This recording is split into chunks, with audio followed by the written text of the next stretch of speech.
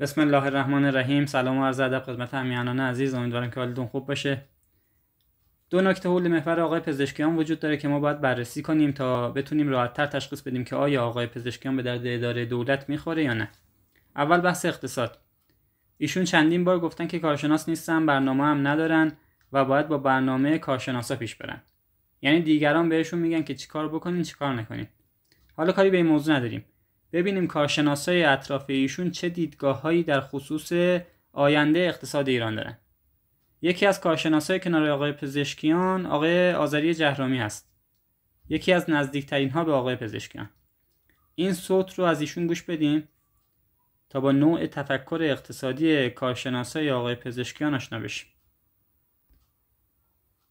127 میلیارد دلار یارانه پنهان در کشور وجود داره. اینا رانت، بعد این رانتا رو برداشت، قیمت انرژی رو آزاد کرد، قیمت برق رو برد بالا، قیمت آب رو برد بالا، قیمت بنزین رو برد بالا. به فرایند بازار برگردیم، موضوعات رو بسپاریم به مکانیزم بازار، به دستای در واقع نامرئی در بازار و مصرف بی‌رویه بسیار زیادی که تو کشور ممکنه وجود داشته باشه جلوش گرفته بشه، کسری بودجه جلوش گرفته بشه، تورم بتونه کنترل بشه. هر عقلی که بذاری بر مبنای اقتصاد شما بشینی باهاش صحبت بکنیم پکیج رو میذاره جلو شما. همه اقتصاددانان میدونن بعد این اتفاق رخ بده. خب آقای آذری جهرامی میگن سالانه 10 میلیارد دلار یارانه پنهان داریم که این یه رانته و باید از بین بره. ایشون درست میگن، اما نصف بحث رو مطرح میکنن، نیمه دوم بحث که درباره زندگی حداقل 7% از مردم ایرانه نادیده میگیرن. 7% که زیر خط فقر دارن زندگی میکنن. آقای جهرامی، آیا با گرون کردن زندگی مردم رانت از بین میره؟ بی‌عدالتی از بین میره؟ آیا باید با گرون کردن زندگی میزان مصرف رو کم کنیم، کنترل کنیم؟ کارشناسای مورد علاقه آقای پزشکیان در مورد بحث سوخت 3 مسئله رو که البته تو ماهیت خودش هم درسته مطرح میکنن. ولی راهکاری رو که برای حل این مشکلات مطرح میکنن خیلی خطرناکتر و آسیبزاتر از خود این مشکلات هست. چیه این مسائلی که دارن مطرح میکنن؟ اول این که میگن چون سوخت تو ایران ارزونه قاچاق میشه. خب این حرف درستیه. دوم این که میگن قشر مرفه جامعه 17 یا 18 برابر، تو بعضی موارد میگن تا 30 برابر بیشتر از دهک‌های پایین جامعه داره از یارانه سوخت استفاده میکنه. این حرف هم درسته. و سومین نکته‌ای که مطرح میکنن اینه که اتلاف انرژی تو ایران زیاده و ما خیلی پرمصرفیم. خب این حرف هم تا حدودی درسته، اما ظاهرا تنها راهکار این آقایون برای حل این مشکلات گرانسازی سوخت و به واسطه اون گرون کردن زندگی مردمه. یعنی میخوام به بهانه دفاع از حقوق دهک‌های پایین جامعه ما در مقابل 1-2 دهک بالا پروژه جهانی سازی قیمت‌ها رو پیاده کنن. نتیجه هم که از قبل مشخصه دیگه، اینکه قشر ضعیف له میشه زیر بار مخارج زندگی. آقایون میگن برای جلوگیری از قاچاق میلیون ها لیتر بنزین و گازوئیل باید سوخت رو گرون کنن. خب برای اینکه شما بخواید با افزایش قیمت مانع قاچاق سوخت بشین، باید قیمت سوخت تو ایران با کشورهای همسایه برابر بشه. تا برای قاچاقچی نصرفه که بخواد قاچاق کنه. برای برابر شدن قیمت سوخت با کشورهای همسایه باید مبلغی حدوداً بین 60-70 سنت تا 1-1.5 دلار تقریباً برای هر لیتر در نظر بگیریم. خب حالا اگه میانگین حدوداً 1 دلار رو هم در نظر بگیریم، یعنی ما باید بنزین رو بکنیم به قیمت امروز 60,000 تومان. هر روز هم باز این قیمت جابجا میشه. تا دیگه قاچاق انجام نده. زیر این قیمت هنوز چون برای قاچاقچی صرفه اقتصادی داره انجام میشه، قاچاق انجام میشه. قاچاقچی براش منفعت داره، کارشو انجام میده. آیا جامعه ما، اقتصاد ما، مردم ما ظرفیت چنین افزایش قیمت رو دارن؟ اگه کمتر از این قیمت هم تعیین کنین که مانع قاچاق نمیشه، فقط تورم بیشتر میشه، وضع وخیم‌تر میشه، وگرنه نتیجه دیگه‌ای نداره. میگن باید گرون کنیم تا مردم درست مصرف کنن. مردم درست مصرف میکنن آقا. مردم ایران مصرف نیستن. شما نباید کیفیت پایین خودروهای داخلی رو بذاریم به پای مصرف زیاد مردم. کیفیت خودروها رو بالا ببر، مصرف کم میشه. اتلاف انرژی تو شبکه رو از بین ببر، مصرف کم میشه. روشنایی بیخودی که تو شهرداری‌ها هست، تو خیلی از مراکز دولتی هست، کم کن، مصرف کم میشه. اینا که دست مردم نیست، دست خود شما هست، دست دولتی هست. کارشناسای مورد اعتماد آقای پزشکیان از یه طرف میگن ناترازی انرژی داریم، از طرف دیگه استفاده از سوخت فسیلی رو محدود میکنن. نمیذارن با سوخت فسیلی برق تولید کنیم. خب برادر من، به جای اینکه به حرف به اصطلاح کارشناسایی که به دروغ گرمایش زمین رو میندازن گردن گازهای گلخانه‌ای گوش کنی، از معاهده پاریس یه لگد بزن بیا بیرون مثل ترامپ. از نعمتی که خدا بهت داده، به ملت داده استفاده کن، تولید رو افزایش بده. ناترازی هم از بین میره. آره آقای پزشکیان، مشکل اصلی کشور ما همون کارشناسایی هستن که دور شما جمع شدن تا سیاست‌های سازمان‌های بین‌المللی رو پیاده کنن. سیاست‌هایی که اگه قرار بود مشکل اقتصادی رو حل کنه تا الان 100 بار حل کرده بود. خب صحبت‌های دیگه هم هست از کارشناس مورد اعتماد آقای پزشکیان در همین رابطه. البته این صوت آقای آذری رو گوش کنیم تموم شه. اقتصاددانی امروز اگر بذاریش در صدر امور و بشه رئیس جمهور، حاضر نیست این اقدامات رو دفعی انجام بده و یک باره بگه این اتفاقات باید رخ بده. خیر، اصلاحات یه فرایند در واقع از دید من تدریجی است، با انقلاب متفاوته. انقلاب عوارضش رو همه میدونیم. خب معلومه که هیچ اقتصاددانی حاضر نمیشه این کار رو انجام بده، چون عواقبش رو میدونه. خب این یکی کلیپ هم ببینیم. نترسید بنزین هم قیمت کارشناسی بشه انشالله خواهید دید. آنچنان با آرامش و همکاری مردم جا میفته، بنزین، گازوئیل، برق فلان، که هم موجب رضایت مردم بشه، هم موجب آبادانی کشور. انشالله ببینید. آزمون های مدیریتی است که آقای دکتر پزشکیان انشالله انجام خواهد داد و من این توان رو در آقا مسعود میبینم. بفرمایید. خیلی خوب، شنیدیم صحبت‌های آقای عبدالعلی زاده رو. ایشون رئیس ستاد آقای پزشکیان هستن، یکی از مسببین اصلی وضع موجود. اگه امروز جوان ایرانی نمیتونه خونه بخره یا حتی نمیتونه یه خونه کوچیک اجاره کنه، یکی از مسببین اصلیش همین آقا هستن که باید ازش ترسید. اینا ترس دارن عزیزان. اینا به اسم مبارزه با فقر رو توسعه میدن، چون یهود بهشون نسخه میده. اینا رفع فقر رو با حذف فقیر انجام میدن، چون یهود بهشون نسخه میده. اینا اول به اسم خصوصی سازی سرمایه‌های ملی رو بین خودشون تقسیم کردن، حالا به بهانه دفاع از حقوق اقشار ضعیف میخوان با جهانی کردن قیمت و سرمایه‌های این مردم رو به قیمت جهانی به همین مردم بفروشن. آقای پزشکیان، دست از سر این مردم برداریم، بذاریم مردم زندگی کنن، بذاریم مردم بتونن صابخونه بشن، بذاریم جوونا بتونن ازدواج کنن. اینا حقوق اولیه هر انسانیه که دوستای شما از مردم گرفتن.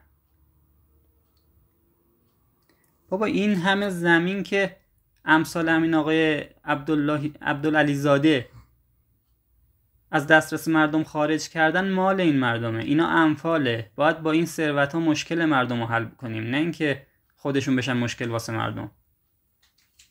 اما مسئله بعدی که حول محور آقای پزشکیان لازمه بررسی بشه، رابطه ایشون با قومگراها و تجزیه طلباست. کسایی که با آقای پزشکیان رأی میدین، از نمایندتون توضیح بخواین. ایشون باید توضیح بدن که چه نسبتی با تجزیه طلبا دارن. قبل از اینکه به این موضوع ورود کنیم، این کلیپو از آقای پزشکیان ببینیم. اونها ممکنه حرفای دیگری بزنن، ولی بخش اعظم مردم آذربایجان ایران دوست هستن. تاریخ آذربایجان همواره ایران دوست بوده. ما هیچ وقت مردم آذربایجان فرهنگ و زبان محلی خودشون رو دوست دارن، توسعه محلی این رو دوست دارن، اما هیچ وقت مردم آذربایجان اینجوری نبودن. ترک رو در مقابل کرد قرار دادن، ترک رو در مقابل ارمنی قرار دادن. هر موقع ارمنی ستیزی اتفاق افتاده در کشورهای همسایه ما اتفاق افتاده. ما مردم آذربایجان 1000 سال، بیشتر از 1000 سال ارامنه شهروندان تبریز بودن، ارومیه بودن، اردبیل بودن، به صلح و صفا در کنار ما زندگی کردن. ما هیچ وقت چیز نکردیم. ترک‌ها در ترکیه ارمنی کشی کردن توی جنگ ببینید چطور تا خبرنگار از ارمنی کشی ترکیه صحبت کرد آقای پزشکیان به هم ریخت. خیلی جالبه. بحث فراکسیون ترک زبانان یک نغار و تفرقه بزرگی شد که بزرگترین معترض و ناراضیش ما مردم آذربایجان بودیم. من مردم آذربایجانم. خیلی خوب، من معترض شما هستم. شما وکیل ملت ایران هستید. وکیل من هستید. وکیل ملت ایران هستید. اجازه خواهش. خبرنگار اعتراض میکنه به تشکیل فراکسیون ترک زبانان تو مجلس توسط آقای پزشکیان که اعتراض به حقی هم هست، ولی برخورد زشت آقای پزشکیان رو داریم میبینیم. خب خیلی جالبه. حالا جلوتر هم آقای پزشکیان به آقای پزشکیان خبرنگار میگه که شما نماینده ملت ایران هستین. ایشون میگه نه، من مفهوم صحبتش اینه که من نماینده شهر خودمم. ظاهرا ایشون از وظایف خودشون به عنوان یه نماینده هم حتی اطلاع ندارن. یعنی نمیدونن که وقتی توسط مردم شهرشون به عنوان نماینده انتخاب شدن، وقتی رفتن مجلس و اعتبارنامه‌شون توسط سایر نمایندگان تصویب شد، ایشون میشن نماینده کل مردم ایران در مجلس. چه تضمینی الان وجود داره که ایشون وظایف ریاست جمهوری رو بشناسن دقیق؟ فردا باز مشکلاتی به وجود میاد، میگن من نمیدونستم اینا جزء وظایف ریاست جمهوریه. چه کسی پاسخگوی مشکلاتی است که با خاطر این ندونستن‌های ایشون به ملت تحمیل میشه؟ حالا این یکی کلیپ رو هم ببینیم که تو رسانه ملی چجوری دروغ منتشر میکنه آقای پزشکیان. پانتورکیسم میخوام صحبت کنم آقای دکتر. البته به سویه فرهنگی شما اینجا در این میز گرد بحثای سیاسی نباید بکنیم، سویه فرهنگی، اجتماعی و اینجور چیزا. خاطر شریفتون هست که چند سال پیش در سلماس مجسمه از فردوسی نصب شد و بعد یه هیاهویی را افتاد و جمع شد و این یه سری نگرانی های ایجاد کرد با توجه به اینکه فردوسی نماد هویت ملی ماست. البته خود شما با سوابق و موازتون فاصلتون با گرایش های واگرایانه که در قالب پانتورکیسم یا هر اسم دیگری برای سایر اقوام مطرح میشه فاصله دارید. اما چه تدبیری اندیشیدید که بخشی از هواداران شما گرایش های پانتورکیستی نداشته باشن؟ خیلی متشکرم. البته مفصل‌تر بود ولی از ترس جناب عالی خیلی خواهش کردم مختصرتر جواب بدیم. اگه پانتورکیسمی وجود داره، پان عربیسمی وجود داره، پان بلوچیسمی، پان کردیسمی، به خاطر بی‌عدالتی است که ما میکنیم. وقتی کسی از اونا در حکومت جایگاهی نداره، وقتی من اگه یک بلوچ بودم در هیچ جا به من پست نمیدادن، یا اگه میدادن پست‌های پایین باشه، هر چطور نابغه باشم، شما الان تو حکومت جایی برای اینا نمیبینید. خون بلند میشه اعتراض میکنه. همون مشکل عدالت است. اکرمکم عند الله اتقاکم دین و باور ماست، ولی در روند سیاسی و اجرای ما این نیست. جسارت میکنم البته این دیدگاه حضرت عالی است به عنوان نامزد محترم انتخابات. برخی بر این اعتقاد هستند که اقلیت‌های قومی در ایران تصدی‌های مختلف داشتند و خواهند داشت. جسارته. اولا شما فقط باید گوش بدی. اینه که داری نظر میدی مداخله است. اینا بگن حق دارن، ولی شما باید فقط گوش بدی و تقسیم کار بکنی. و در ضمن اینه که داشتند و دارن، بالاخره من که بهتر میفهمم، چه در گزینه چه در پستا. شما چند تا استاندارد کرد دارید؟ اسم یکیشو ببر. ما که نمیذاریم این استان. چرا دروغ میگی آقای پزشکیان؟ چه نفعی برای شما وجود داره تو اینکه گسلای قومی رو تحریک میکنی؟ چرا مسائل مذهبی رو وارد مسائل مذهبی میشه به خاطر 4 تا رأی؟ ما تو همین دولت 4 تا استاندار کرد داریم. استانهای آذربایجان غربی، کردستان، کرمانشاه و مازندران استاندارهاشون کردن. با دروغ دنبال گول زدن مردم هستیم برای جمع کردن 4 تا رأی. ارزش این لجن پراکنی رو داره؟ دوستان آقای پزشکیان، کسی که بهشون رأی میدین از ایشون بپرسین چرا تجزیه طلبای معروف همشون حامی ایشونن؟ چه نسبتی با شما دارن؟ چرا باید از آقای پزشکیان حمایت کنن؟ توضیح بدین آقای پزشکیان، چرا باید تو تجمع انتخاباتی شما سرود ملی جمهوری جعلی باکو پخش بشه؟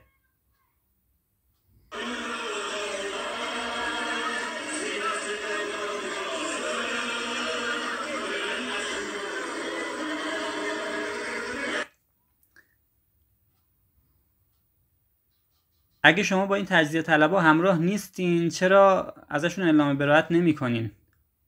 علنا میترسین ریزش آرا داشته باشین؟ چرا از اطراف شما پر شده از افراد قومگرا؟ آیا قراره در دولت شما تجزیه طلبای نفوذی مسئولیت داشته باشن؟ نفوذی‌های تجزیه طلب قبل از این تو ارکان حکومت نفوذ کرده بودن. اثر منفی خودشون هم داشتن. تو سیاست‌های ایران در قبال ترکیه و جمهوری موقت باکو خیلی به ضرر منافع ما کار کردن. با تشکیل دولت آقای پزشکیان چه کسی تضمین میکنه که ارکان نظام جولانگاه این تجزیه طلبها نشه؟ برای آینده ایرانمون درست انتخاب کنیم دوستان. مسیر رو برای انسان‌های حقیر باز نکنیم. با جلیلی ایران بهشت نمیشه قطعاً، اما با پزشکیان قطعاً ایران جهنم میشه. جهنم برای مردم ایران و بهشت برای تجزیه طلبها. بهشت برای کارشناسایی که تمام فهمشون از سیاست اینه که اوامر یهود رو تحت عنوان اسناد بین‌المللی تو ایران اجرا کنن. ممنونم که وقت گذاشتین گوش کردین. متشکرم. خدا نگهدار.